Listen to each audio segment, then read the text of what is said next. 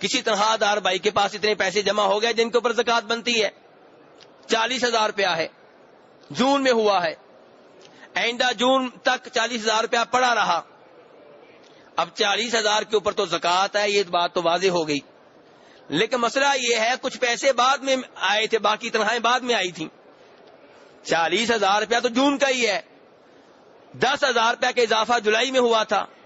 پھر 10,000 کا اضافہ اگست میں ہوا تھا، 10,000 کا اور اضافہ کس مہینے میں ہو گیا جی؟ دسمبر میں، ایسے ہر مہینے ہوتا رہا۔ اب جو بعد والے پیسے ہیں ان کا تو سال پورا نہیں ہوا، جو 40,000 روپیہ پہلے کا ہے ان کے اوپر تو سال پورا ہو گیا، ان کی تو 2.5% زکوٰۃ سمجھ میں آتی ہے، لیکن وہ 10,000 روپیہ جو جولائی میں آیا تھا، اگلا 10,000 روپیہ جو اگست میں آیا تھا، ان کی زکوٰۃ کیسے ادا کریں گے؟ اگر کوئی آدمی چاہتا ہے کہ مشکلات میں نہ پڑے اور غریبوں کا فائدہ کرے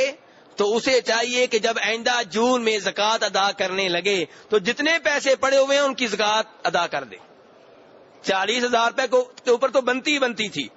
جو 50,000 روپیہ اور بھی پڑا ہوا ہے جو بعد میں آیا ہے ان کی زکوٰۃ بھی ادا کر دے، اگرچہ ان کی زکوٰۃ ابھی واجب نہیں ہوئی،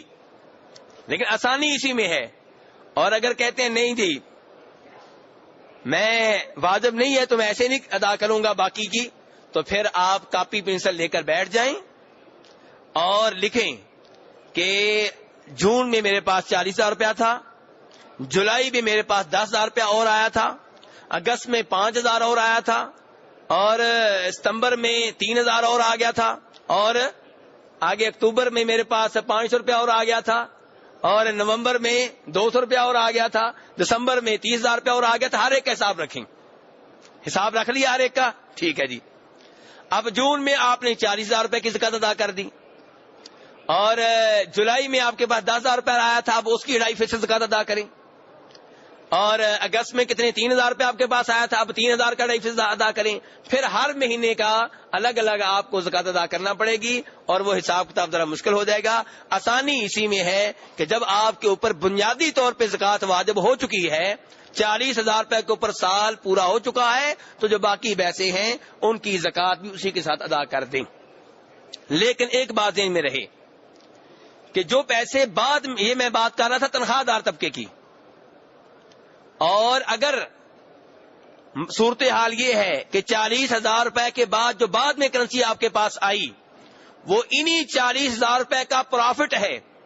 انہی کا فائدہ ہے، وہ 40,000 روپے آپ نے کاروبار میں لگائے تھے، کہیں آپ نے لگائے ہوئے تھے، تو ان کا منافع آپ کو 10,000 روپے اور آ گیا، تو اب وہ 10,000 روپے کے اوپر سال ہوا ہے یا نہیں ہوا، اس کی زکوٰۃ 40,000 کے ساتھ ادا کرنی ہے، کیونکہ وہ انہی کا منافع ہے۔ اور جو تنخواہ دار طبقے کی جو بات ہو رہی تھی وہ منافع نہیں ہوتا، وہ تو الگ سے نہیں تنخواہ آتی ہے۔ صورتحال سمجھ رہے میرے بھائی کہ نہیں سمجھ رہے؟ جی ہاں، ایک کاروباری آدمی ہے، اس کے پاس 40,000 روپیہ تھا جون میں، آئندہ جون تک موجود ہے، تو اسی 40,000 روپے کا جو کاروبار کیا اور اس میں سے مزید پیسے آ گئے، تو مزید پیسے جو آئے ہیں چاہے ان کا سال پورا نہ ہوا ہو، ان کی زکوٰۃ 40,000 روپے کے ساتھ دی جائے گی، کیونکہ یہ بعد میں آنے والے پیسے انہی 40,000 روپے کا پروفٹ ہیں۔